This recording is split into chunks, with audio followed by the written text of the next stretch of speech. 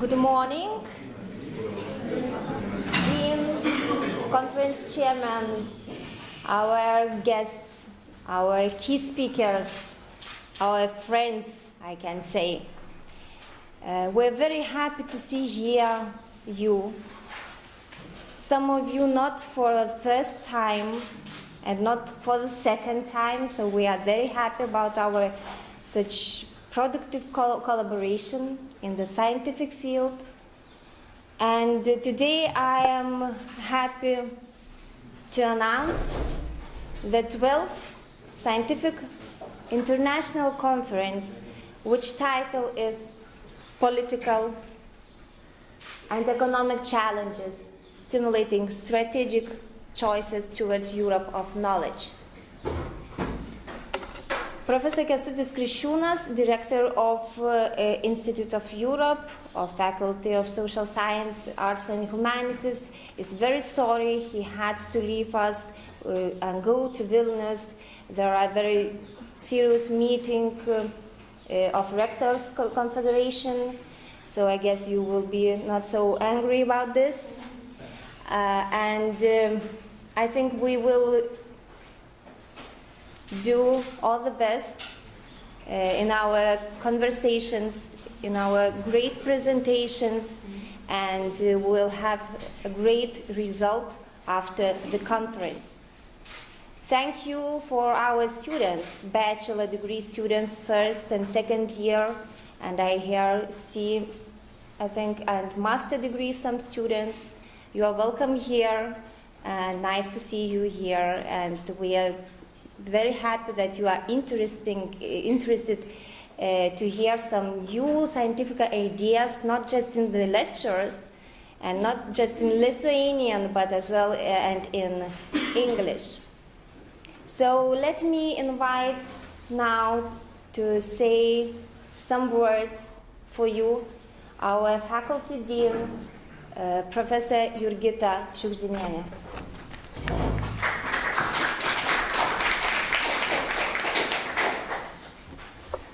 Good morning to everyone, dear guests, dear professors, students and colleagues. I'm very happy to welcome all of you here in Kaunas. I would say in the center of Lithuania and even in the heart of Lithuania. In the premises of the Institute of Europe and under the umbrella of the Faculty of Social Sciences, Arts and Humanities at KTU. This conference takes place at a very important moment for Lithuania because year 2014 marks 10 years anniversary of Lithuania as a member of European family. So it's an important event for all of us. We are very happy to be part of European family. At the same time, it raises a lot of questions for us. Among our society members, how successful we are and what we have achieved in those 10 years, what are the lessons learned, what are the challenges ahead, and what kind of Europe we would like to see in the future. And of course, how we're gonna contribute to the Europe of knowledge. So those questions are very important. I very much hope that during this conference you are gonna discuss some of them, and this will help us also to find some answers to these important questions, since you are going to discuss political and economic challenges striving to contribute to Europe of knowledge. I think this event is also important in the context of Europe in general, with its kind of with Europe opening a new phase towards Horizon 2020, and also Europe reviving its ambition and its goal to become a global knowledge leader. So I also hope that this conference will contribute achieving this goal. I'm very happy to see that the program is very diverse. There are a lot of topics and different areas covered within the program, starting from public construction of public services, and continuing with trade relations among Lithuania and Russia in the process of integration.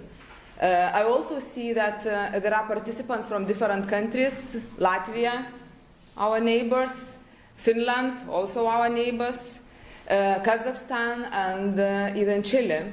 So I'm very happy to see that diverse audience, and it will be very interesting to listen to your presentations and to the discussion.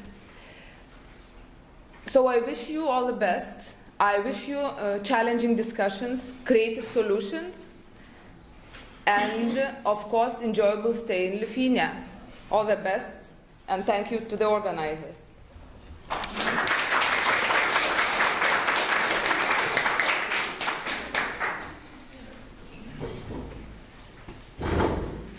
Good morning for everybody, speakers and guests, professors and students. We start our conference. Unfortunately, Mr. Malosse is too busy to come here. And I invite Professor Jari Stenvall, yes, who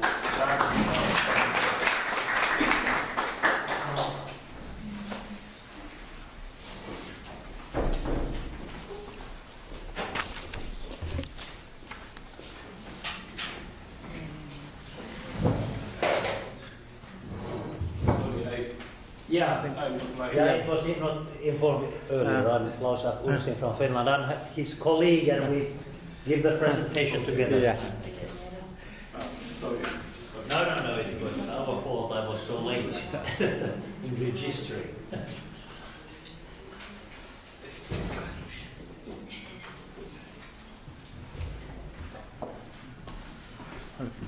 Laitoinko sä sen tänne esitykseen?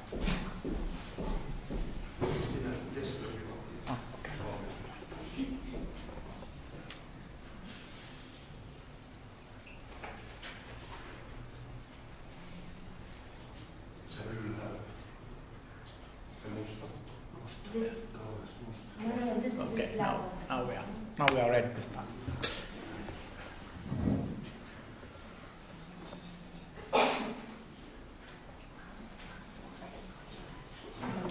Good morning, everybody.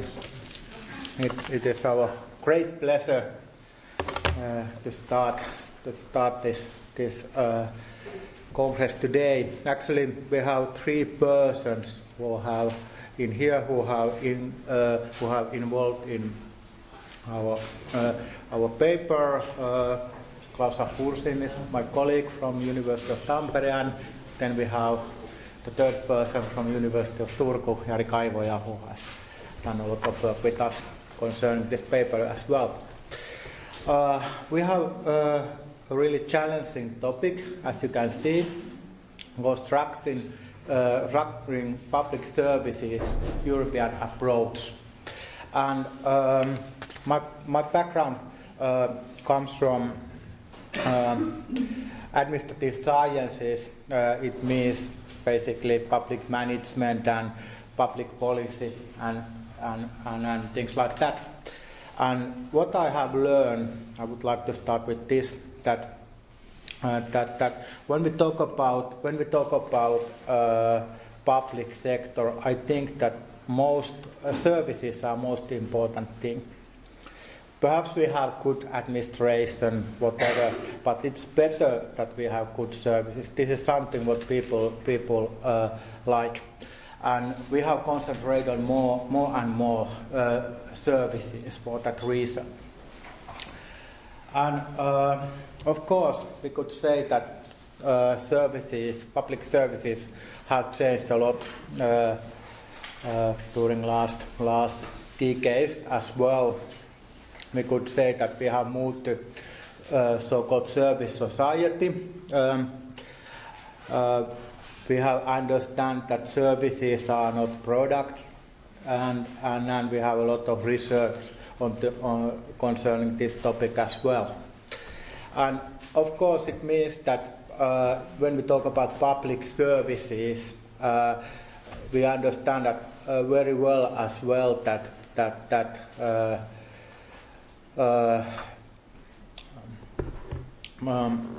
it is we are not in the middle in that kind of world that civil servants are up and citizens are here.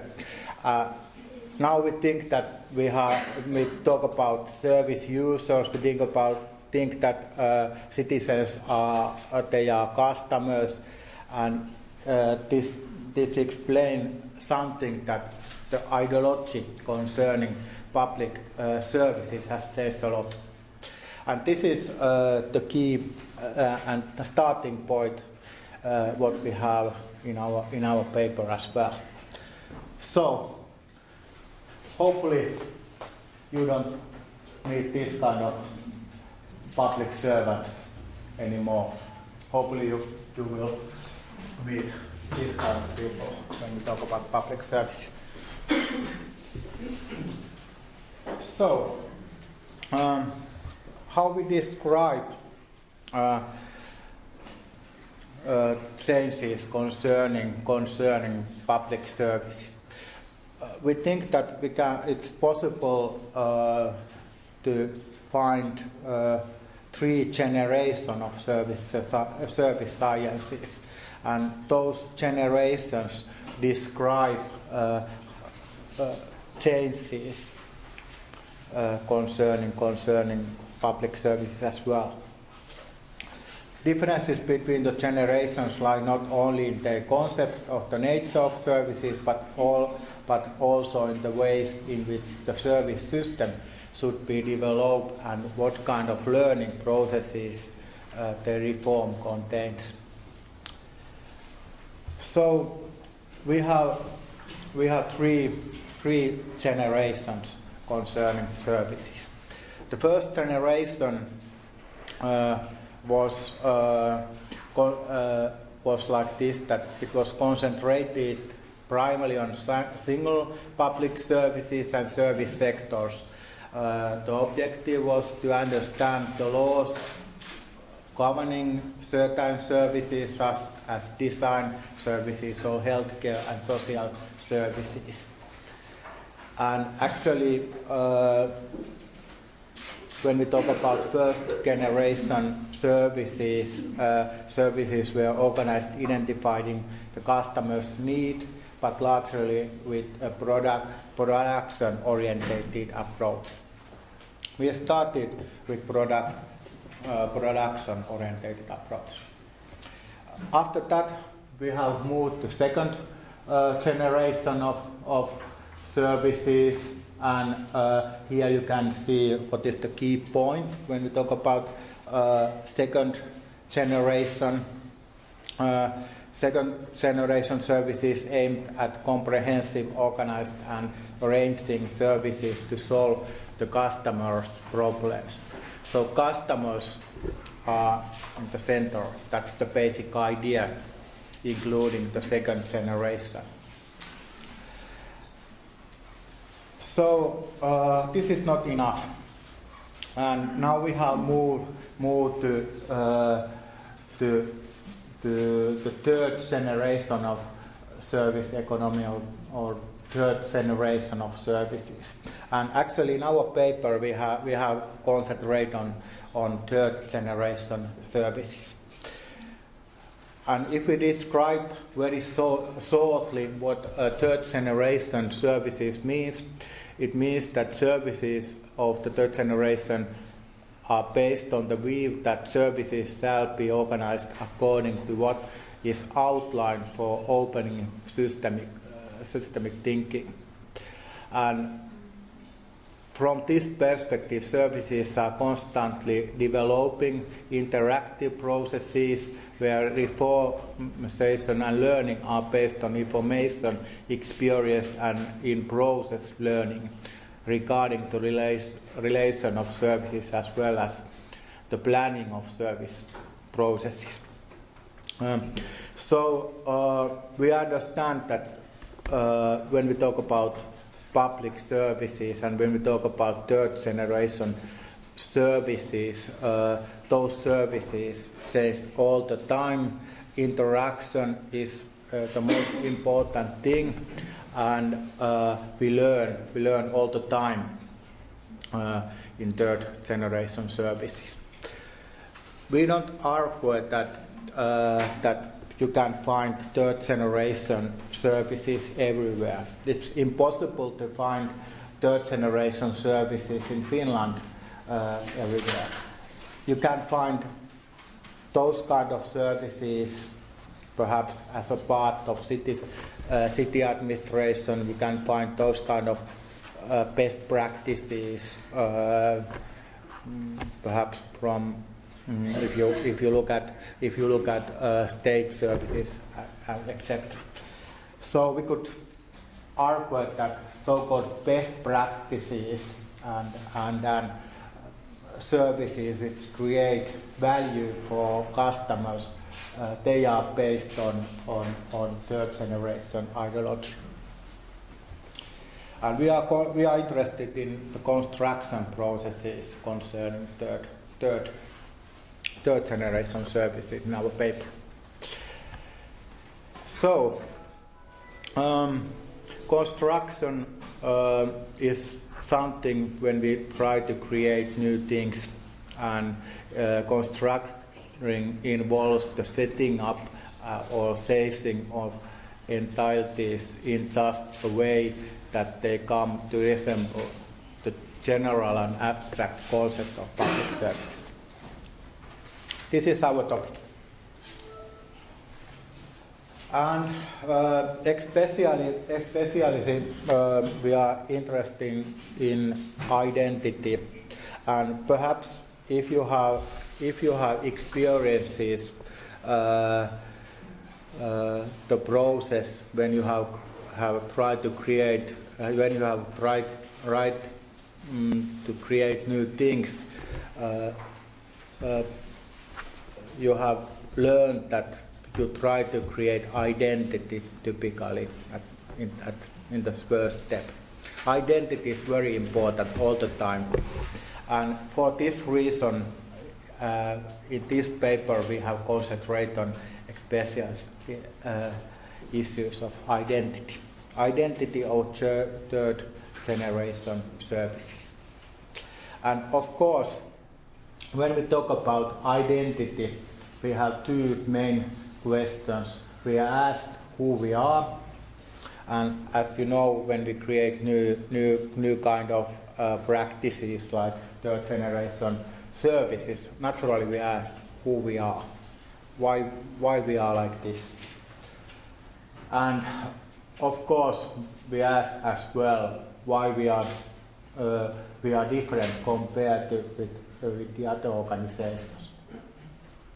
And in this context, discussion on identity are about insider, outsider aspects and about inclusion and exclusion as well. There are a lot of discussion about this in research literature. There are a lot of theoretical discussion how we create identity, how we create how we can find answers who we are and whatever. But we know basically that if we would like implement new practices successful way, we should concentrate on to create good identity. So we are interested in third generation services and especially identity concerning those services. And as I told you, mostly third generation services are so-called best practices. And actually we have had research project, and we have collected material from different kind of areas. We have interviews from Barcelona areas. We have done Den Bosch, it's in Netherlands, Glasgow in UK, Greater London area in UK too. We have material actually from Melbourne, or from Australia, and from USA as well. So we have a little bit comparative studies how people have created third generation services in different areas in the world. And so what we have learned when we talk about construction processes and identity as a part of third generation services. Yes, we learned firstly that people who implement third generation services, they really try to create a strong identity for their services. So this is something what research literature tells us as well. And then typically it means when we create new things, people think that we are some kind of revolutionist. We have done something really different what we had before this. And especially in third generation services, what we have learned new, it's connected with learning from experiences. This means that we have experience in practical life that old-fashioned services don't work anymore, and we would like to do differently. We have a good experience that this, if we change our attitude, if we change our practices, it means that we have better services. And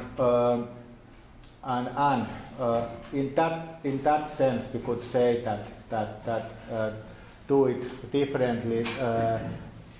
Right, when we try to create identity as a part of third generation services, it's local process. It's local context and interaction process are important elements in knowledge creation, in construction process as well. Then first point is that we need strong identity, local, which is based on local issues. Then the second point, when we talk about constructing public services, we realize that professional identity and working practices are important as well. We noticed that there are strong connections between professional identity boundaries and organizational identity. Actually, in third generation services, working culture has changed a lot. And we could say that there are the weak natural boundaries within organizations. And the boundaries between professionals are not so clear anymore. As you know, if we talk about social and healthcare services, for instance, it's very typical situation that social workers are over there and doctors are over there, and there are strong boundaries between those professional groups. But in third generation services, professional workers produce, for instance, knowledge together. They create practices together within organizations, and this is a very important change, and what we have to create in third generation services. Yes, then we learned that when we talk about third generation services, we should think about customers and communities differently as well. It's very natural that especially customers and communities are important in third generation services. And as our theory argued, the identity of services is based on an open system approach that we learned from European experience. System is not open only for professional knowledge, but for the viewpoint coming from service users and the community as well. So it's really interaction process when we create and construct new kind of services, and this is the main point in here.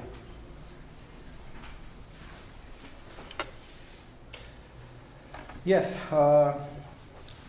here are some conclusions concerning our topic, and I hope you catch my point. We have moved to third generation services, and it means that we have to think services differently. We can find best practices concerning third generation services in Europe, and the basic point is that we create identity which is based on interactions. Local context is very important. Open approach is very important for construction processes. And if you think about knowledge, which is part of construction processes, holistic, multi-professional knowledge is important. We should have to think our customers differently. Knowledge of service users is important, and community-based knowledge is important. And perhaps our main argument to research literature is that we should have to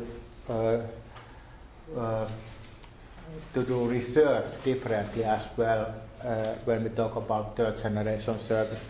If you think about that local process and local context, it's important. Of course, we should, if we would like to do research concerning these kind of services, we should be in the middle of the process. So it's very different thinking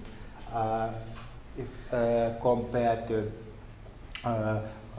old-fashioned way to analyze what does public services. It's important that we concentrate on local issues, not general service system issues, for instance.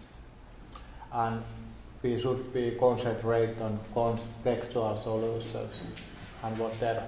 And of course, if you think about that, contexts are always different. We have different kind of context in Finland compared to Lithuania's context. It means that we it's very hard to if we have put third generation services in Finland, it's very hard to move those kind of services to Lithuania because local processes and local context is different as well. And this is the one of the point what we have learned. So practices are different because contexts are different, but what we can learn from each other, of course, it's ideology of services. So this is very shortly what we have done, and then we have published several papers which are based on our international material, and then here are our current,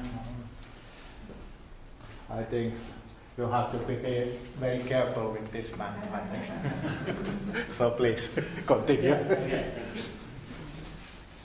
Yeah, nice to be here. Yeah.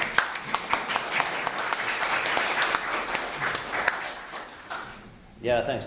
Yeah, we thought our presentation so that Jari takes the point of our paper and the theoretical point, and I will present a sort of example of this whole idea in practice. I have a background also in management consulting. I had a possibility to do counseling with a professional or semi-professional team for 2 years. And this team was working with the people who have this kind of a symptom combination that they are dumb and blind people. So they can't see, they can't hear. And in the world there are about 20,000 people like this. And this is very challenging. It's not a disease, but it's a symptom combination. And this professional team that I had possibility to counsel for in periods of 2 weeks for 2 years, and in this team who was working with these people, first of all the unit was so that it was a rehabilitation and housing center. So these people with this symptom, they were living, it was their home. This place where the team worked, there were about 25 people working in the rehabilitation housing center, and all these people, they had their own homes and they were grown-up people. There were a couple of elderly people and about youngest. They were not patients. They were, of course, clients or people living. It was a community, and youngest was about 18, 19 years old. And in this professional team there were one social worker, one nurse, one interpreter, because it's its own language, of course, because these people who can't have a language of our language, they don't hear, and they can't see, so they can't have the language of seeing people, so that most of the communication is haptic, so we're touching. Thank you is like this. So very challenging patients or clients. So one person in the team was an interpreter, and then there was other technical people, janitor, maintenance people. Then there was a small restaurant, a cafe in house, so they were delivered the food mostly to the people. And then this particular community, there were neighbors. It was in the area near Tampere, where there were small houses and one big block house. And these neighbors were also part of this community. It had developed to be a community. So it was not in the... Originally, the place was a public service offered by a third sector organization, but funded by municipality. But it was growing to be a community of people of people who live with these people with dumb, blind symptom. So very special people. And then there were also some other services, of course, hanging around their restaurant, bars. Some of these people who were living there drank a bit too much alcohol. So the barkeeper was a person who took responsibility of some of these people who live there, that you don't take any fourth beer anymore, 3 is enough. We have agreed with that. And so this community, this local community, collected special knowledge on these people, very special people. And I had the very nice opportunity as a consultant to make counseling with them. And little by little, we started from the point that these people, these professionals, these people who were working there, they said there are only a couple of doctoral dissertations in the world dealing with these people, dumb and blind people. What's that all about? Of course, some medical things that more you can combine some, but this very typical symptom, so very rare scientific knowledge, not available. We had read everything that is available. Okay, we had consulted medical doctors and the best experts in Finland, in Nordic countries, whatever. But we started from the point in the consulting or the counseling process that they had an idea that we should know more of these people to help them better. And little by little, discussing in a group, in a team of 6 to 7 people, we went through, reflected, learning from experience. We went through those experiences that they had in 10 years already, living with these people, with these 25 people. And gradually, they started realizing that we have perhaps the best knowledge in the world, in Nordic countries, definitely in Finland, but because we've been working with these people, we have created a community, we have that feedback, we have many people working and helping us, and the local knowledge, as they say nowadays, theoretically, it means just like this, that we create our own knowledge which is sort of unique. Of course we need all those supporting systems to get the things going on. But in that way, of course these kind of these kind of processes take place nowadays more and more in different fields. This example is a sort of extreme, but it clarifies, to my mind anyway, the idea of what is meant with this theory that we are talking about. And that's why I wanted to take this here. And so that it needs to be time, but it needs also reflection and sort of identity that we create, as is stated in our paper and in the whole presentation, that these local professional or service processes or units or communities with clients, with customers, with other stakeholders. They are not stakeholders in a traditional sense, but they are stakeholders like neighbors, like bartenders, like barkeepers who take care of the people who don't drink too much. So this is a community in modern sense. And that is what I wanted to share with you, the idea that it was nice that when we stopped our counseling after 2 years, so their identity was that we are one of the top teams in this special field in the whole world. But they started from we are just hanging around with these people here, and nobody has ever made research on these dumb and blind people. We don't know what to do. But it was a very interesting process. And so we can see here how the boundaries vanished, and how the service, after this service, it was not so easy anymore to say who is the service provider, who is the service user. It was a community.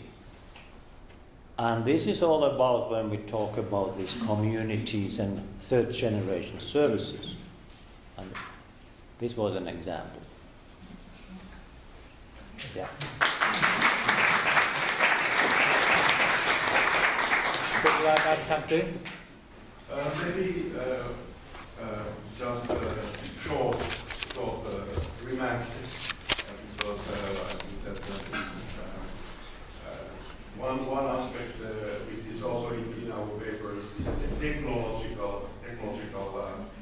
foresight aspect of third generation services, and in this context there is going to be a lot of impacts concerning developments in the field of Internet of Things or ubiquitous revolution, or some say it's just evolution, but it is having also impacts on interaction, especially between stakeholders and all kind of social groups and inside social media, of course. Interaction is a really key issue, and this is also going one challenge of third generation services, and we know that internet is going to be infrastructure of a service economy in the long run, and this is also quite a challenge for many planners and stakeholders who are trying to develop new kind of better services in the future. Just this kind of technical remark.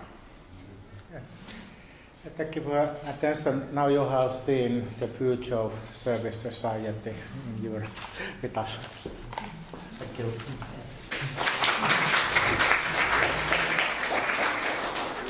So maybe some questions.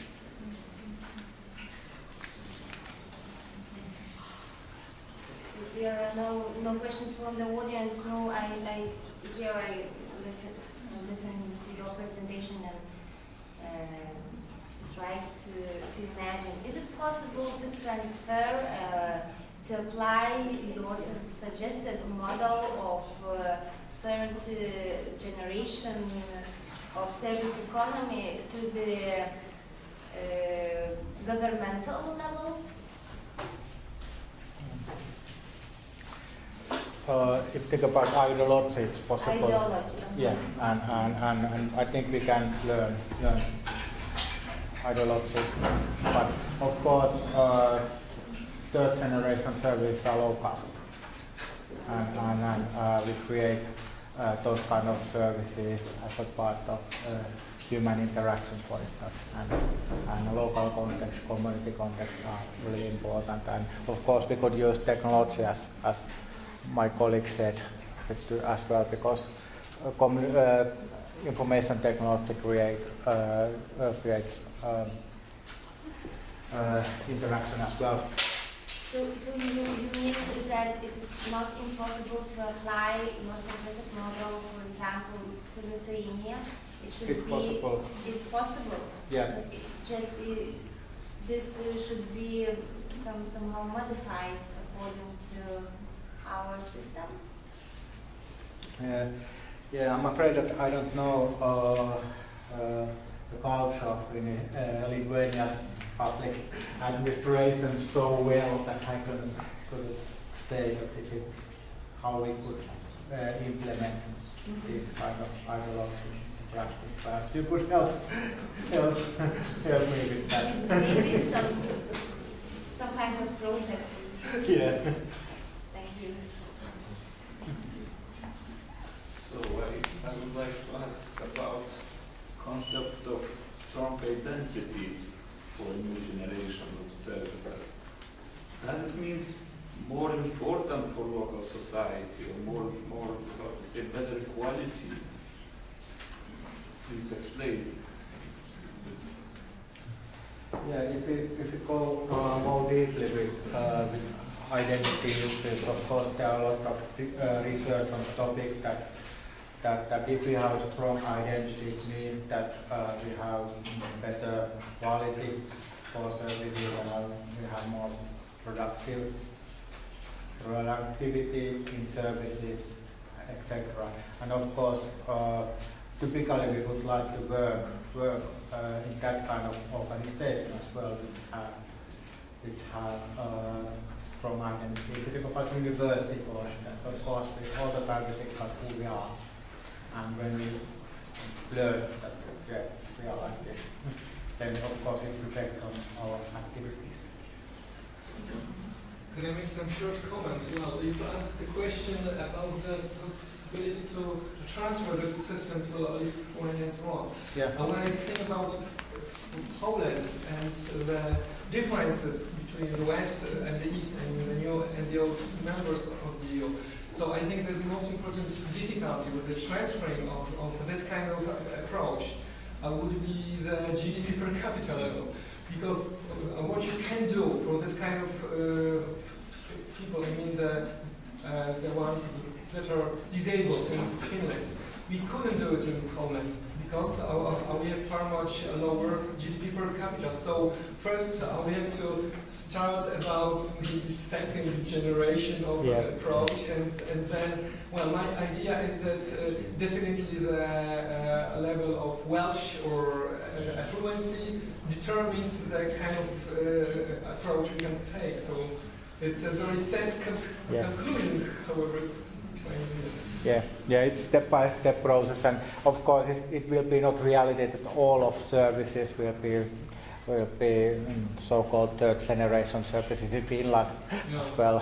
We have some of our services which create value for customers. They are based on third-generation services especially. And of course it is like this because if you think about services, I don't know what is the best services for you, so I need your help if I would like to create value for you thanks to our service. Just a short comment. Yes, I would agree that GDP is very important, but I think that management culture is even more important. And I feel that currently in Lithuania, and the public service, we are at the stage of the second generation of services, still introducing it, kind of customer orientation, because for a long time we thought that our service is constanta. So now we are changing that, and we are introducing kind of customer orientation. If you talk about public service, of course I'm not talking about private sector, it's totally different. But so slowly, firstly introducing customer orientation, we can move to the third generation.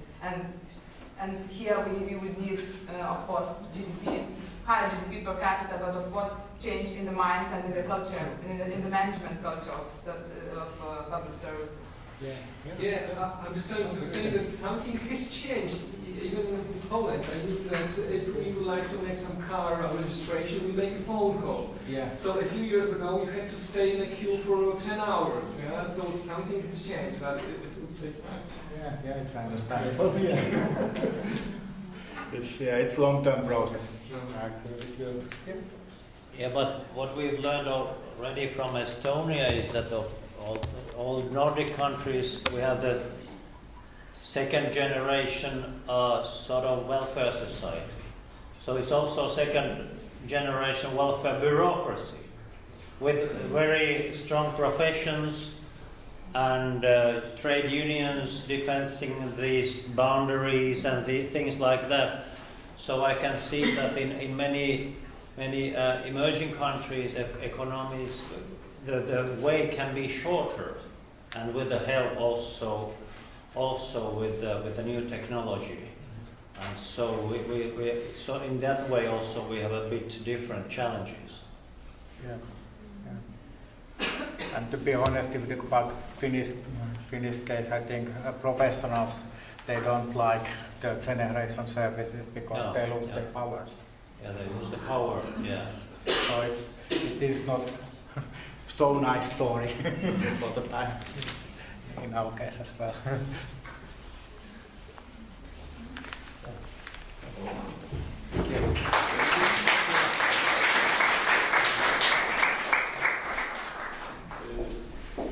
Now I would like to invite Professor Dr. Dalyvauja from Latvia.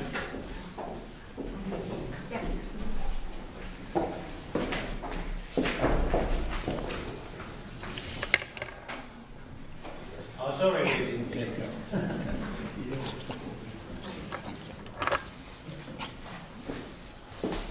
Good morning, everyone. Labas rytas. Dear colleagues, Professor Kriščiūnas asked me to tell about Latvia experience, how we worked with European Social Fund and special grants for the doctoral students, as we saw that we have very good results in it. And I will tell you about this case. And I start with the education in Latvia and our Latvia situation. You know, as we as also Estonia and also Lithuania, we have this year anniversary. We are as 10 years in EU, and it's we can say it's also some special feature also for this conference. And from this January, we are in the EU zone. That means that together with Estonians, but you, I think you will follow soon. I don't know how it's about Poland. You are more skeptical about EU, but we try. We are now in these new conditions. And after a year, the next conference will be that Latvia will be the presidential country of the EU. And here also we can use your experience in it.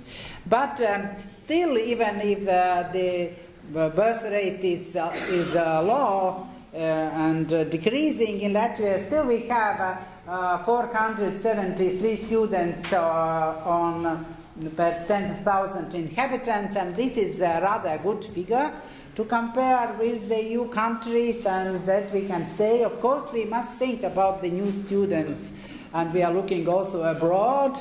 Same as also all other countries, because we need new students. But still we have, and we see that we have 94 doctoral study programs and also doctoral students who want to study.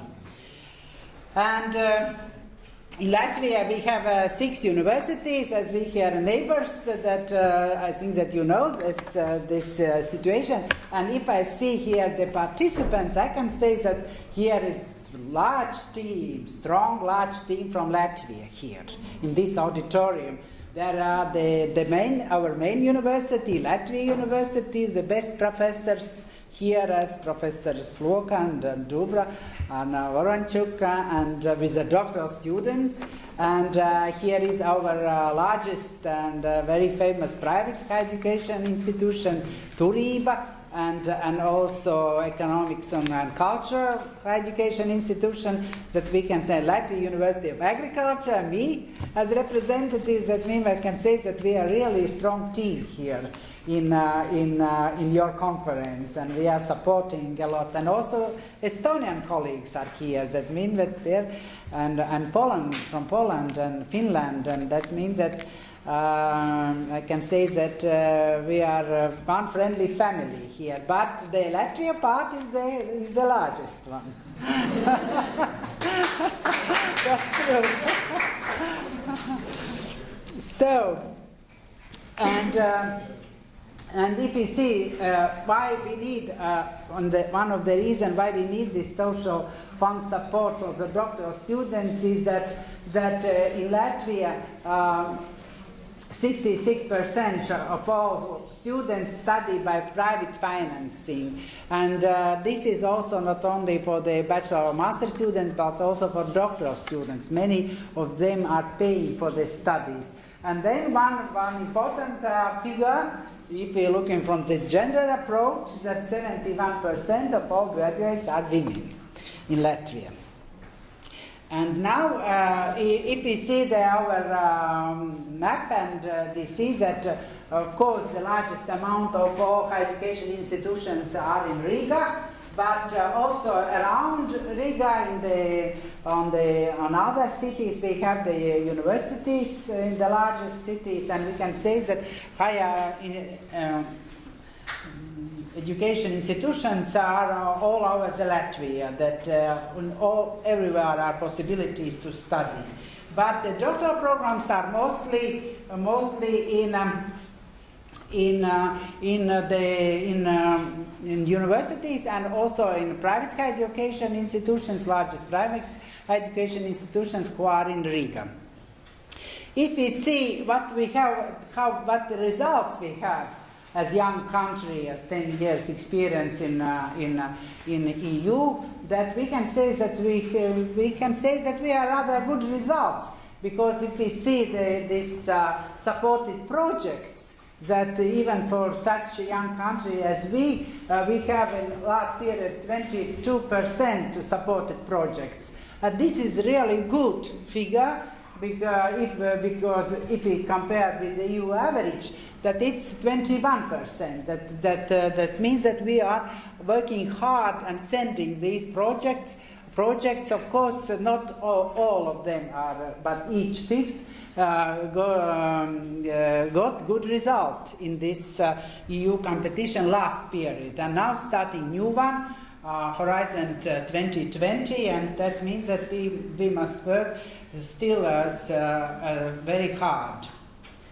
If we see this EU structural fund contribution for the periods and link it with the doctoral studies, that we see that in this period 2004-2006, doctoral programs got the support in environmental engineering, technological sciences, medicine and agriculture and forestry. In this time there was support for the doctoral studies. But from the period from 27 to 2013, we had the support for all doctoral studies, for all doctoral students. And in the first and second year doctoral students, it was 640 euros, but for third and fourth students, this was 1,000. This is 1,000 and 138 euros. This was very good. It's actually the same as the professor's salary. And I can say that I will tell now that it was really good support. And also here in this auditorium there is one doctoral student who got this support. It's Rosita. Rosita, you also got this support. Are you? Aha, yeah. That means that you see that these are the best students who are here. And why it was so important to get this support for the doctoral studies, and why we are thinking that also for the next period it's very good if we will get it. That means that we need young doctoral students.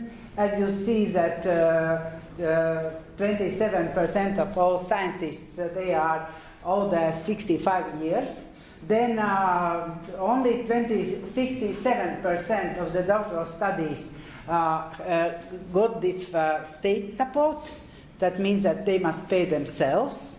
And this is expensive. The doctoral studies are expensive. You see that it's from 1,000 euros till 6,000 euros. And that's for 1 year. That means that these are expensive studies, more expensive as bachelor and master studies. And the doctoral studies stipend in our country on 2007, and unfortunately also now it's the same small amount. It's only 114 euros per month. And imagine how the student with the 100 euros can study in the doctoral studies without other support. And this is the best case actually, because many of them they haven't even this 100 euros, but they are paying themselves for the studies. They're paying this maybe 6,000 euros per year.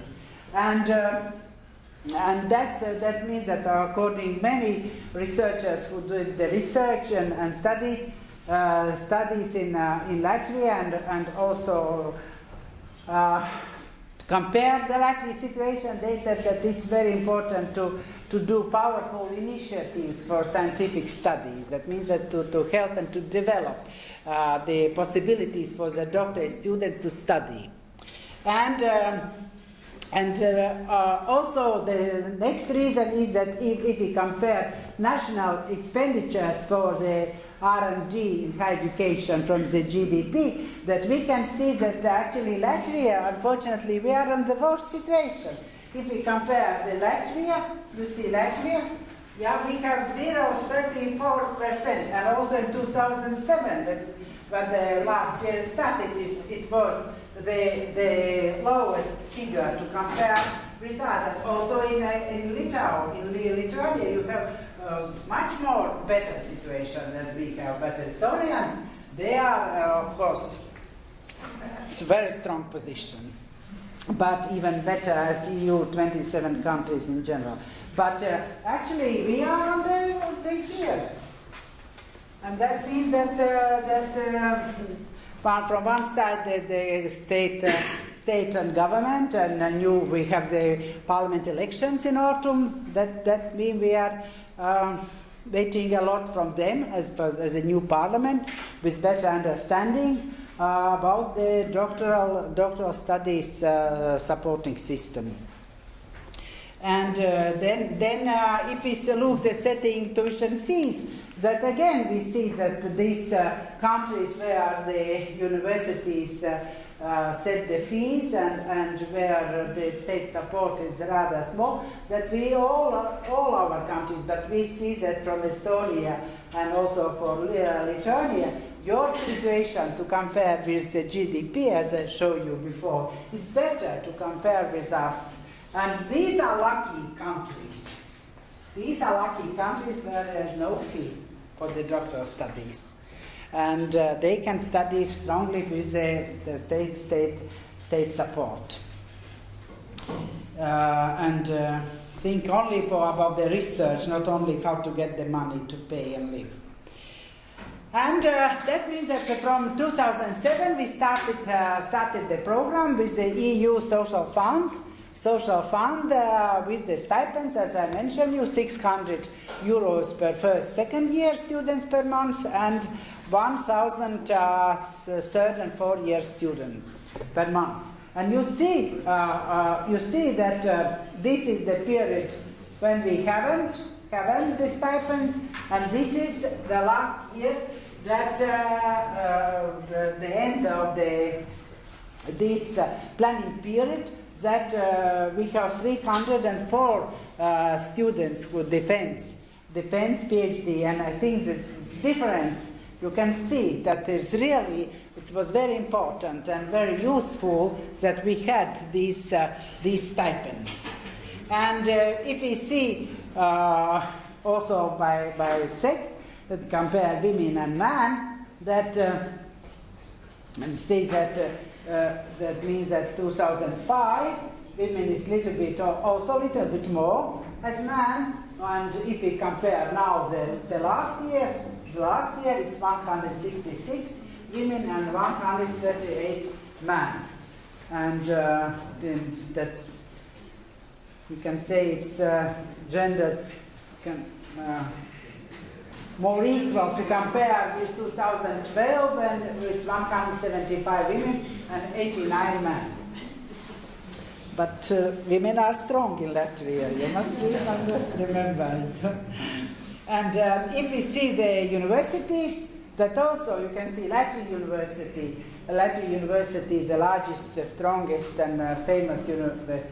You see the special university, Latvia University, it's 50 doctoral defenses on 2005 and 145 on 2013. You see, if there is support for the doctorates, that they can only study and do research and go abroad, because stipend include also money for international conferences, to go to the conference, to do, and there is now, even if we have now defenses, that there are students who had the conferences in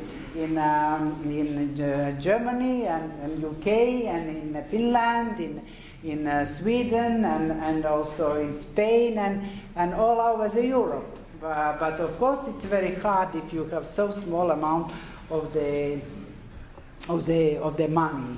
And same also other universities in 2005 and 2013. That's the Technical University, Latvia University of Agriculture, and also the Latvia University of Agriculture, and Medicine University, and Dalyvauja as regional university. And if we see other universities, other higher education institutions, and that we also can say that, for example, from Turin, we had our colleagues, that they also have their doctoral study programs, and they have the students who have defense. If we see the directions, that we can say that there are in all directions there are improvement, but in social sciences we can say that in social sciences and also engineering, social sciences and engineering, there are the largest amount of the doctorate degrees. In social sciences there are all. That means that law and also economics, management, and also sociology and public relations, and that many titles and many possibilities to do research.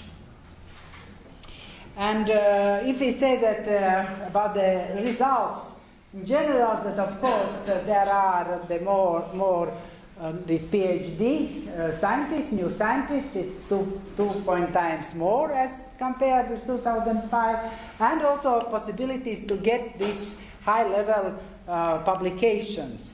You see, in Latvia, maybe in Estonia and Lithuania it's a little bit different, or Finland on Poland, but we have, if we want to be experts of the research council, to be members of defense committees, or to be leaders of supervisors of doctoral students, we need Scopus publications. We need Scopus publications or Web of Science publications, and this is very important that the doctoral students do this research. They are going to the international conferences and take part, send this PhD materials to the journals, and future they will be also the next members of the research council experts. And this is also very important. And also possibility to take part in the international conferences, but is again good for the next projects, next possibilities to take part in different networks. This is maybe as a synergy for the doctoral thesis defense. And now about the next period. And the next period, where together we will get 4.5 million euros, and still here are discussions about how it will develop in the future. Of course, we wanted very much to continue this idea of the doctoral study programs. And there are still discussions are going. There is no final decision till now. And we have, from one side, we are in hard situations that in 3 years we have 3 ministers of education and science in Latvia. And the first one says that the doctoral thesis and PhD degree, this is your private capital. And that means you must, all who wants this PhD must pay, because it's your capital. It's capital for your life. You want to have capital, that you pay, and you will get it. But now the last one, she, Professor Druviete, she's in different position, and there is the hope that also for the future there can be this, maybe not so large, but sure, it's maybe more narrow, but there will be doctoral study stipends. But what is clear, that there will be approximately 60 million, 54 actually now, the last figure is, for the doctorate, young doctor grants, that you finish your doctoral degree, you have a degree, and after it you can apply for special EU grant, and to do it on 3 years period and for 2 years, to continue your research and look for the place in the life, and to somehow we will support young doctors to continue their career. And I think this will be very good. This will be very good. And if we will get also this stipends, it's even better. Of course, also from Latvia's side, we try to support young researchers. And we have, each 4 years, we have this Latvian research priorities. And these are appointed by the Cabinet of Ministers as a research priorities, where is national money. It's approximately 1.5 million euros for each program. And ours is this one, analysis and forecasting of Latvia economic development. And we worked very hard. On April 22nd, all programs must be sent to the Ministry of Education and Sciences. And here, in each of them, there are approximately 40 doctoral students. And this is also a demand from the state that in all these programs must be young doctoral students. And it's 40. We have 6 programs. Can say it's 250 doctorates will be and will get some money from this part and will be supported. But this is only each 10th, because approximately 2,500 doctorates students we have, that each 10th will be supported from this national research program. And in the end, I want to say that, of course, the problem one from the young researchers, this is that it's, as I show you, that we need more support from the state. And in law it says that each year 0.15% of GDP must increase. The money must increase for the higher education and research, but unfortunately with the crisis it's not fulfilled. And also that it's very important that the financing of these doctoral students will continue. Maybe not, even if it's if it's not so wide, but anyway it must be, the support must be. And that it's very useful. And that it's necessary to develop these doctoral schools, that the doctoral programs we are combining together, and develop the postdoctoral grants. That will be.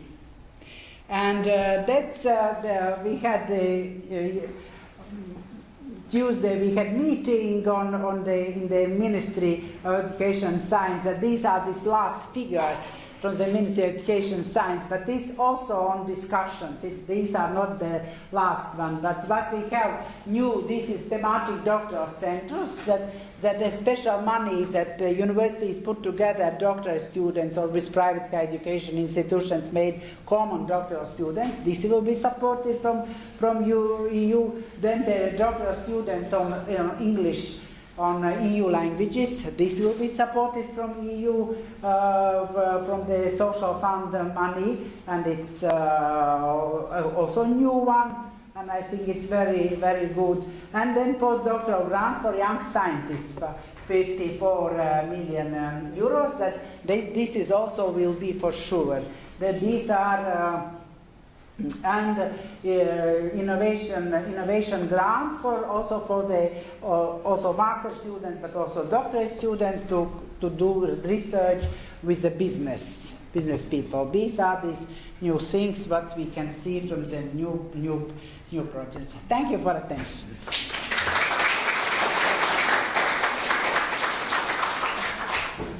Please, questions?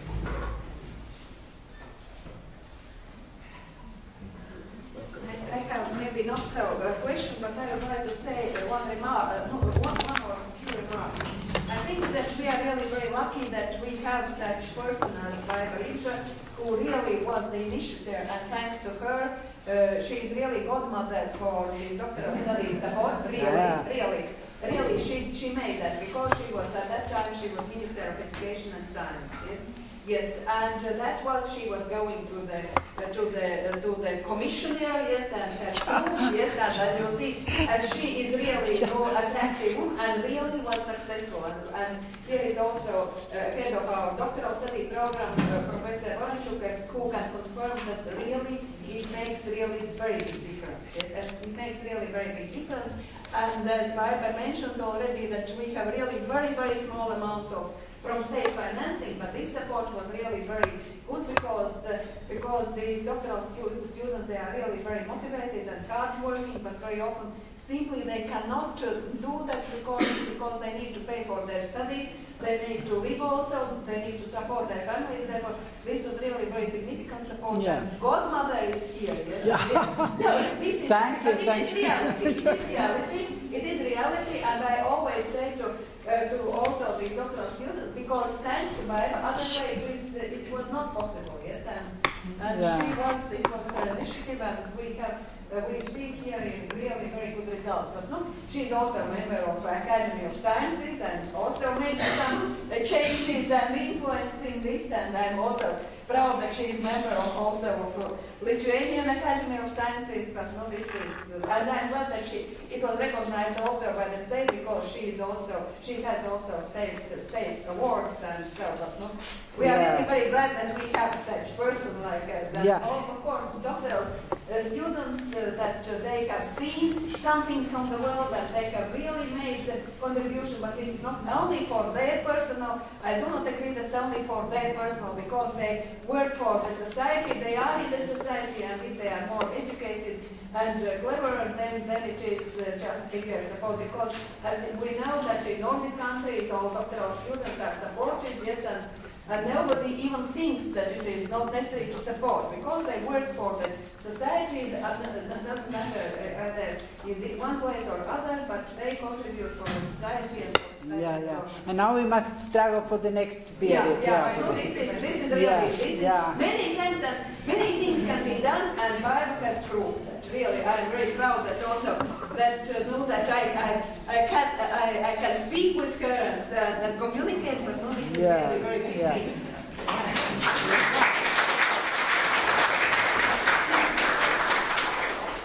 Women of Latvia are strong. Probably you are the strongest one. No, that's many are strong women so here. This is that I have easy question with difficult answer. Yeah. We see that this is the relation between support from you and quantity of doctoral students. But how is with quality? The quality. You see, we have in Latvia, I think we have very strong this quality checking system, and here are doctoral students, and I think they can also say how they did their research. At first, you have exams, of course, and then you have discussion in your department. That then after it is on the faculty level.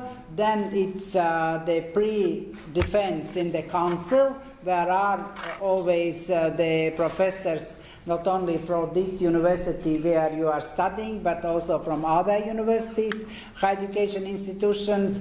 And then we have special institution in the Academy of Sciences, where you send your PhD thesis, and they choose one expert, and you don't know who it will be, as black expert, and he went through this thesis, and then in the special meeting this expert to say his opinion to the commission. There is commission from all branches, all Latvia research branches, and answer the questions. And of course it's not easy also for the black expert, because he must actually answer to all questions what the other scientists asking you. And then they voted. They say yes or yes, it can go to the defense or not. Or it's sent to the other expert if the first one says it's no. and to the next expert, and if the next expert say no, that you can go to the defense only after a year. You must send again the papers and then go to if the next expert, second expert will say yes, that you just improve what there are improvements and say, and okay. But there is also a rule that if there will be 2 such cases from one council where twice doctoral thesis will go to this commission, to Academy of Sciences, and the black experts say it's bad, that this council will be closed. That's very. I think there is very strong rules for the quality. And I can ask the doctoral students. You can say it was very strongly. Is it so? Our doctoral students. I was not exactly a doctoral student. I got the scholarship for finishing my doctorate. Yeah, but anyway, you go through this procedure. I had been a blind expert as well. Yeah. So I have played from both sides, and of course it's really, especially during this European Union grant, we had to have reviews every 3 months. Then we had discussions already during writing the paper, and then we went through all of this. But as I told you, I have experience from the other side as well, because I'm expert of the Science Council expert now, and I'm having this blind reviewer as well. Yeah. And I participated in these voting for others. Yeah, that's the checking is strong, really. We have the same procedure, just we do not have this pre-defense as we have for academy. You have after. You have a. No, we have no blind expert. Just in the university is responsible. We have 4 steps, so we have just 3. 3 steps. So it's a little bit easier for our Asian students. Thank you. Yeah, thank you.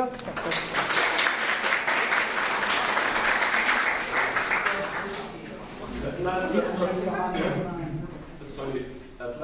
not least, I would like to invite our old friend, that's young man, Professor Kuminski from Gdańsk University. Poland.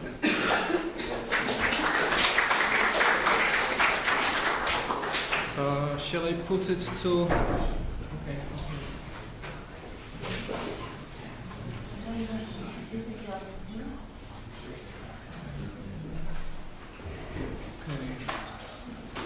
Well, I would like to thank the organizers for inviting me to that conference. I think it's the 6th time already for my stay in Lithuania for your conferences, so I'm glad that you still want to have me at these conferences. Yeah, so I'm just going to focus on regional things. So the topic of my short story is about the integration of the Poland's regions. I would be talking about the NUTS2 regions. With the European Union, and I'm just going to focus on the intensity of intra-industry trade. Yeah? So it's something that says us about the nature of the real integration that happens between the regional economies and especially the market of the European Union. So, first of all, I'm just going to make some explanation or maybe justification. Why did I select it so topic? So why we focus on the analysis of foreign trade at a regional level? So, as you might guess, if we think about foreign trade, we usually make some analysis of foreign trade links at a national level. So that kind of approach is something not standard approach to the analysis of foreign trade. But first of all, what comes to my mind is the concept of the region as a small open economy. So, well, the question is to what extent can we use the international economics models and concepts and methods to the research done at a regional level? But if we look at what's going on in the EU, it turns out, undoubtedly, that some part of the international economics becomes useless. Because we have the monetary integration, so we don't have to talk about the consequences of the exchange rate changes within the Eurozone. And similarly, we don't use the customs duties literature within the Union because we don't have the customs within the Union. So my idea is that at least some part of the international economics can be used to the analysis done for the regional level of foreign trade activity. The second aspect is that we are trying to be very practical.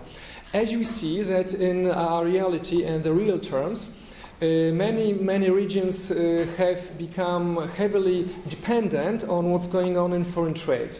So if something, if some kind of economic shocks are taking place in faraway places, I mean in Argentina or in Mexico, they may not be felt by the whole country, but they may be felt by the regional economies, as some exporters that are strongly linked in trade with these faraway places are located in particular regions. So we feel the consequences of the economic shocks that happen far away. And I am sure that the crisis now has proved how strong many regions in Poland feel the consequences of the economic shocks that happen far away. And the next thing is the principle of subsidiarity. Well, I'm just not going to talk too much about this principle. You know, the Article number 5 of the Treaty on the European Union. And my interpretation of the principle of subsidiarity is that it encourages us to make the decentralization. But for many years I've been studying on some practical thing. It's the idea how to promote exporting activity. So the question is whether we shall be doing it on a national level or we shall be going down to the regional level. So what we observe in Poland is that many more regional authorities are strongly engaged, well, especially with the use of the European Union money in promotional activity. The idea is that locally or regionally, you know the best. What is your exporters' problems? What kind of support do they need? So you can do it much better at a regional level than at a national level. Then we have the concept of the Armington's preferences. So in Poland we see something like that the regional brands of products are being developed and promoted. So, well, we don't have champagne from Champagne in Poland. I mean, we don't have that such strong and internationally known brands, but we have something as Coriccin cheese and so on. Yeah? So we have the movement to support these local brands even in the international markets. The next argument I'm just going to tell you, it's the lumpy countries concept. I like it very much. It says us that if we analyze the foreign trade nature at the regional level, at nuts to a level maybe like this, we may come to a completely different conclusions in comparison to the research done at the national level. And I think that the most interesting, I mean, intellectually, is the seamless world. It's a concept developed a few years ago by Krugman and Venables. So they say, well, they made some kind of theoretical game. I mean, they say that each region is different, but we don't have these regional differences settled a priori, as in the model of Adam Smith and Ricardo. But as the region develops, it evolves its individual specialization that is also important for foreign trade. And last but not least, I would like to say something about the competitiveness as a concept perceived for the regions. So if you know, in 1994 it was a paper by Krugman, Competitiveness a Dangerous Obsession. So I think it started the discussion on the nature of competitiveness. So if we apply this discussion initiated by Paul Krugman to the regional things, so I think the most important question is, can our regions go out of business in economic terms? Undoubtedly they can't. However, they may be stuck in a state of under competitiveness, meaning that they are not exporters but importers. They rely on public, whether national, on European money, and so on. So I think that these things are important. And if you would try to find some serious research on foreign trade activity for the regional level. So in Poland there are papers by Gawlikowska, Omiński, Ciszkowicz and Cieślik, and a lot of things are being initiated by the regional authorities. But there is some interesting research in that venue at the world. So especially there are some publications for Spain, for Japan, some interesting things for Italy. What do they focus on? They focus on the consequences of the introduction of the euro for regional trade. They also focus on the means of promotion of exporters at a regional level. And very interesting gravity models are done for Spain, especially the Spanish economists are very active in that field. This is why they have the perfect availability of foreign trade data for the regions. Yeah? So that's really the way. Undoubtedly, most of the research, and it inspired me most, comes from the USA and Canada. We know it's not from the first day that the Americans are pioneers in many kind of economic research. So if you would like to read something interesting, so I would like to recommend Andrew Casey and Colin Coughlin. So they've been using the gravity models for the assessment of the trade that happens between the states of the USA and foreign nations. What is the basic problem we have for Poland with the data availability? The problem is that we don't have the entry-exit data for the foreign trade for the regions as they have in the United States. So what we can do in Poland is only the proxies, because the only available data for exports for the regional level is done according to the localization of the enterprise that is engaged in foreign trade. So it's a proxy for the origin of the product coming from a particular origin. So we have some limitation. But you know that the system of provision of statistical data is not perfect. I've heard that you are from Chile. Yeah, so in Chile you have the perfect data. Yeah, a year ago I've heard one of the most interesting paper on Chile and the regional foreign trade. So we've had an earthquake some years ago. So. Yes, so it has changed the way you deliver the products. Yes, so it was a gravity model approach. And in that venue, my question is, what is the real test for competitiveness? So my idea is that it's not production but trade. You can produce many things, but the challenge is to sell them to international markets. So in that venue, I would like to draw your attention to a heterogeneity model by Mark Melitz. It's some kind of new concept in foreign trade. It's some kind of, I might say, a kind of a revolution, because it focuses not on countries but on enterprises. Yeah? So it's Mark Melitz's heterogeneity model.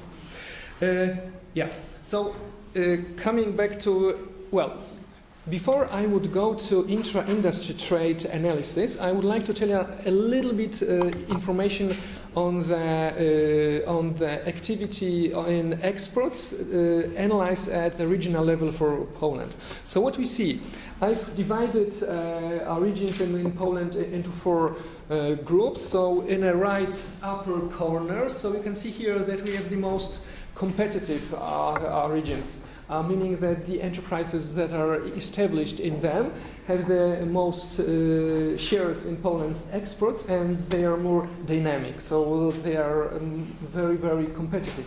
However, the question is, what shall we do for enterprises that are situated in that regions?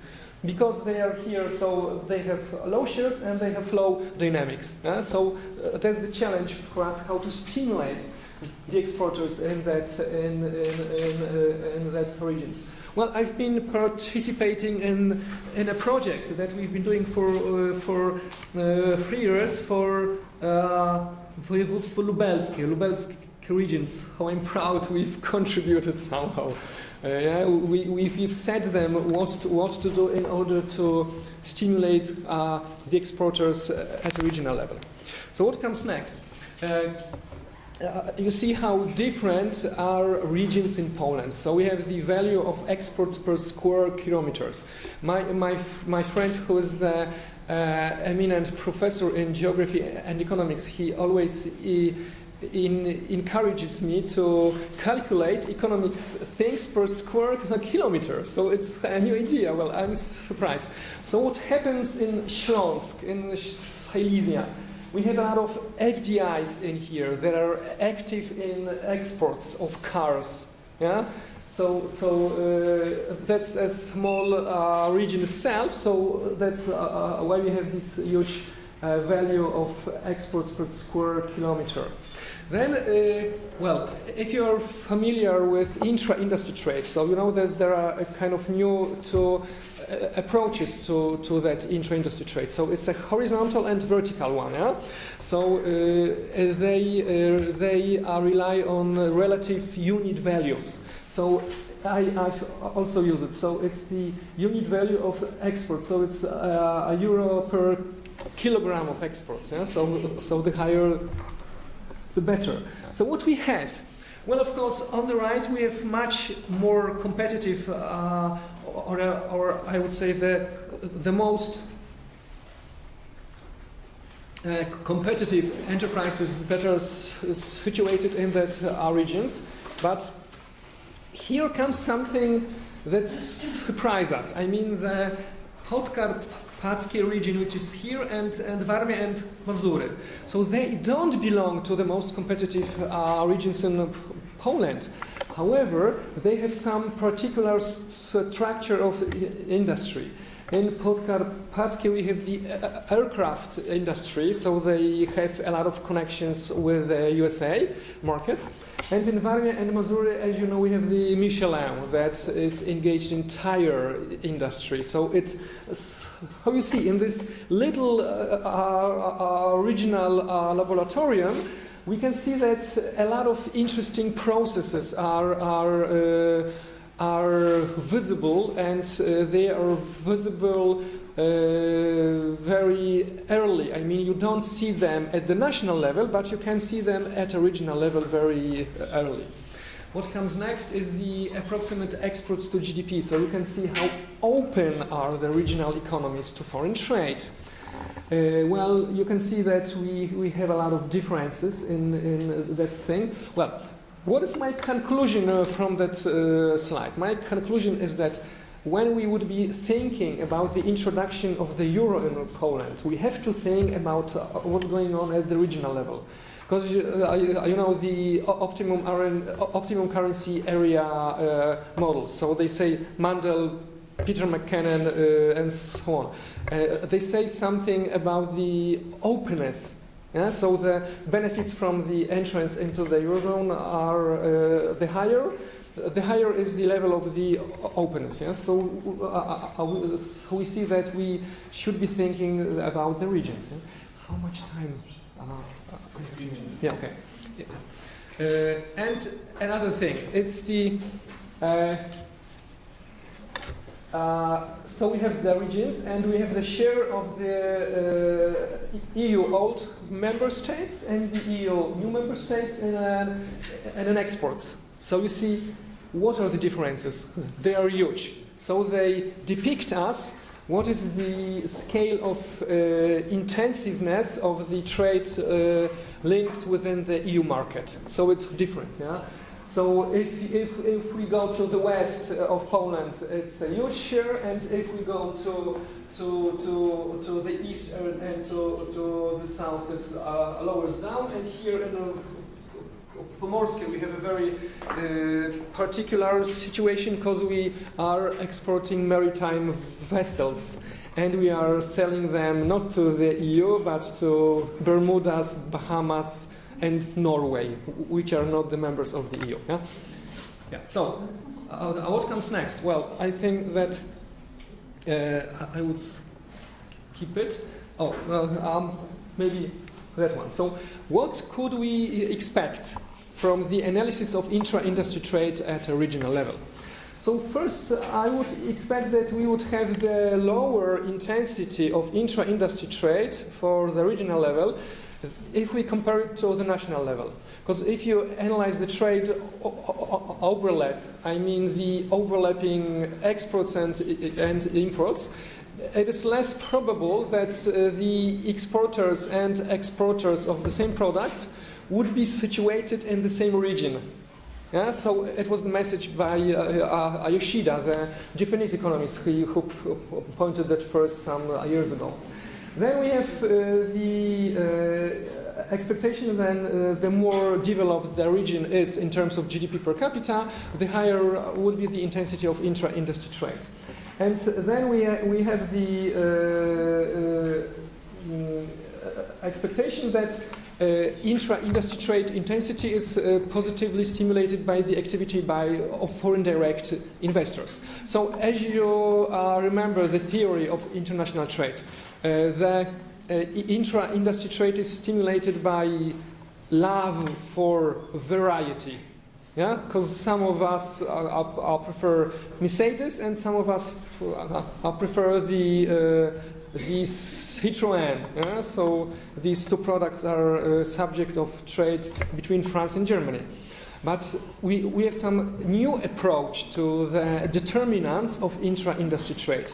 It's the activity of the multinational enterprises that make the fragmentarization process of the value chain. Yeah? So they put some kind of production to Lithuania, to Hungary, and so on. Yeah. So I have used the very basic formula by Grabel-Lloyd. So it's about the sum of exports and imports, then minus the absolute value. So you know that story, and what comes from the research. So as it was expected, so you see that the intensity of intra-industry trade is lower for the regions. It must be so. If I wouldn't come to that conclusion, it would be the sign that something might be wrong with the data. Yeah? It's because so the probability that the exporter and exporter are in the same region. So what you can see that the most intensity of intra-industry trade we have in Wielkopolska-Śląsk. So that are the very competitive regions with a strong presence of foreign direct investments that are dealing in automobile industry. So they trade a lot with components to produce cars. Yeah? What we have? It's the average intra-industry intensity calculated for 16 nuts to our regions in Poland. So you can see that the most intensive intra-industry trade is with the countries of the old member states of the EU. Then also is very high with the new member states, but the lowest is with Russia, Ukraine, and Belarus. But you have to know that we have a lot of particularities. So if we take the Lubelska region, which is very close to Ukraine, so for the Lubelska region, we have the overall low intensity of intra-industry trade, especially low with the member states of the EU. But if you look to the trade links between Lubelska region and Ukraine, or Russia, and so on, the intensity of intra-industry trade for that kind of countries and Lubelska is high. So you see, you have metrics of particular things that happen in trade links. Then you see the correlation between GDP per capita of the region and the intensity of intra-industry trade. So you see it's highly correlated, especially if you take out the Mazowsza region. You may ask why, but we have the problem with the capital region of Poland. It spoils all the econometric models. So sometimes it's extracted from the modeling. Because it's a central part of Poland, it attracted a lot of FDI, and there are a lot of institutions and centrals of the enterprises are established other. Yeah? So it's the econometric trick. Then you see what is the correlation of the intensity of intra-industry trade and the foreign direct investment. So it's also the positive correlation. So the presence of FDI stimulates positively the intensity of intra-industry trade. However, you see that an interesting observation can be done here, that if you take only that regions that have the highest share of FDIs in a regional economy, so the correlation becomes even stronger. So if you put that line here, it would be more steeper. Yeah? Well, what is a conclusion for me? I've been dealing on FDI through my own scientific life, so it proves me that we need a kind of critical mass just to stimulate the intensity of intra-industry trade. Then what we have in here is, well, you know that for a few years we have completely new approach to the measurement of the intra-industry trade. It's Professor Mariusz Brulhart from the University of Lausanne that followed the Greenaway and other economists with a marginal approach to intra-industry trade. So it says us something, what is the share of intra-industry trade in a trade change between two moments in time. So it shows us the dynamic nature of the foreign trade. Yeah? So I used that formula by Mariusz Brulhart. Well, the conclusions may be not so obvious for you, but if I know the regions and what's beside the data, so I can say that we see a catching up.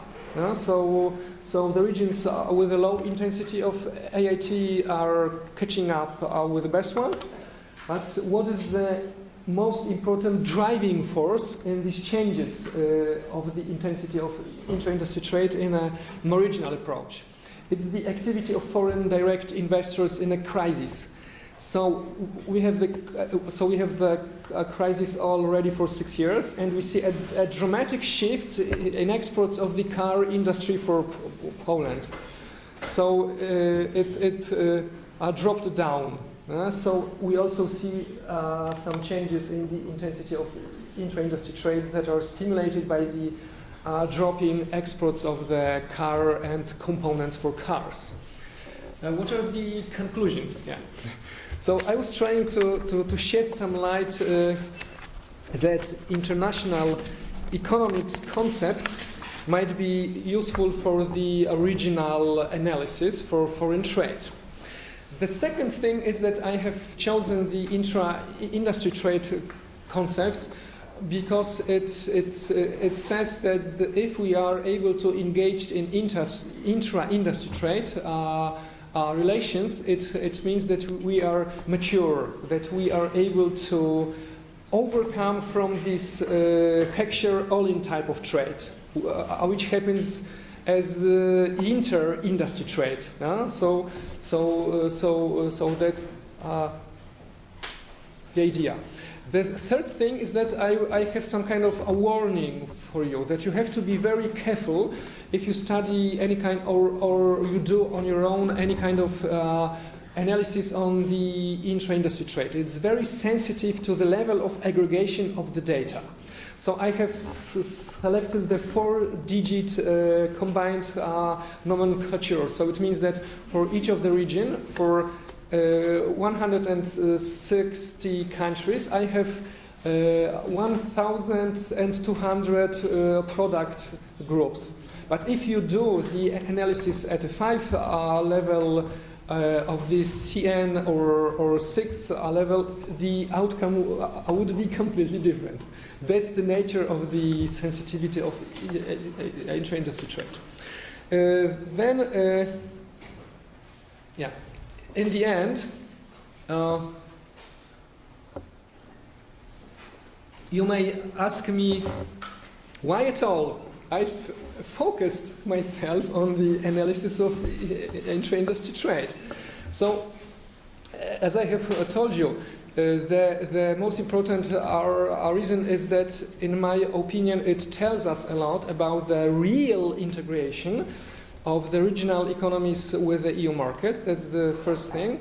And the second thing is that if you look into the Heckscher-Ohlin Samuelson type of trade model, it influences the distribution of the national income very highly. So if we have, in comparison, the high intensity of intra-industry trade, which is a completely different story, it, to a lesser extent, determines the redistribution of the national income. Yeah? So the structural adjustments are much more easy in intra-industry trade framework. Still I have 2 minutes or not? Yeah, okay. So thank you very much.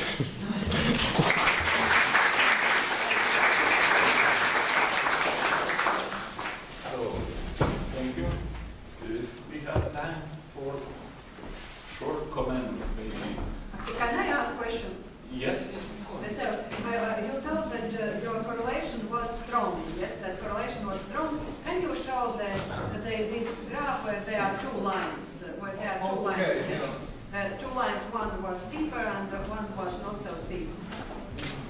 And you told that it was very strong correlation. No, like this one. Yeah. How you told that it was very strong. Can you say how strong it was? Because we see that R square is not so very large. It is no, 0.1271. Yeah, maybe that. Yeah. Yeah. This is yes. not very strong. This is because how big? Yeah. How big was the sample? We see only these points are. This is the only sample. Yes. So therefore, maybe it's my recommendation to be careful with saying strong correlation because it's for sure not strong. Yeah, you're absolutely right. I shall be using the term positive or negative correlation. This is different, but okay. This is So the sign. If we say okay. about the strength of the correlation, then here is not strong correlation. No? Yes. My idea is that I will be following that work, and I'm just going to make some econometric model. I've done some econometric work for the gravity model, but I didn't have time to do it for intra-industry. So when I'm thinking about the follow-up some kind of analysis, I would be going into econometric modeling. But what interests me here is, well, it's not the coefficient of correlation. But in fact, coefficient of yeah, correlation okay. is square root from R square. But the they are direction, very close relatives. yeah, They are very yeah. close relatives, and we can immediately find out how big is the correlation. Well, if you ask me about the sample, I know that we have some a limitation to that kind of analysis because we have only 16 NUTS2 regions for Poland. I've tried to do it for the lower level of disaggregation of the data. So for not for the whole provinces, but for the counties. But it's only I have just bought the data, so I'm in the beginning. Yeah. Okay, good luck. Yeah, but thank you for the comment. Oh yeah, this Okay. is okay.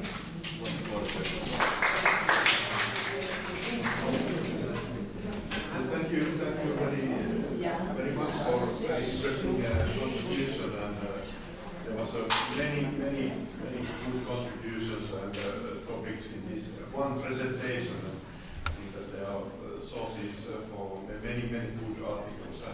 But one question I was thinking that you were focusing on regional economy in Poland. I think that maybe the theory of multinational cooperation would be also very interesting thing for your studies, because all of these results you presented were at least indirectly indicating the role of multinational cooperation in Poland.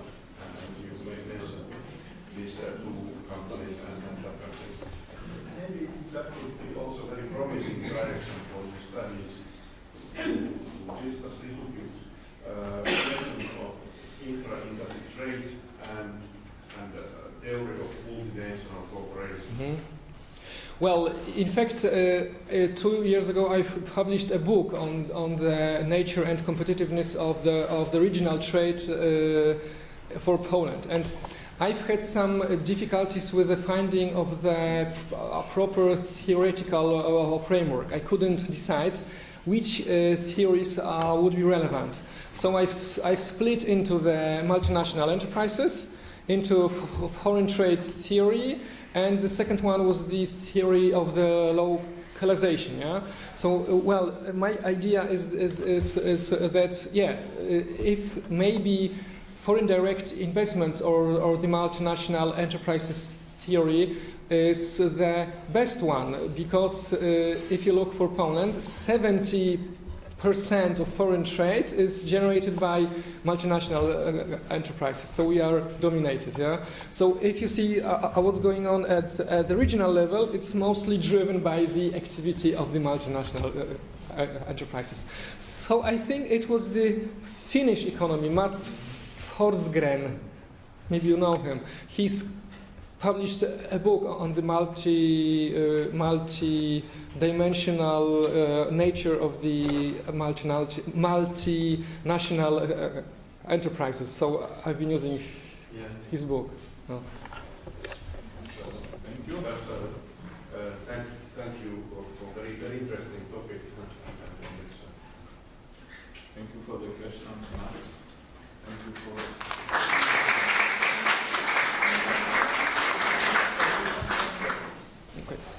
So we finished our let's say, plenary session, and we would like to call for a cup of coffee.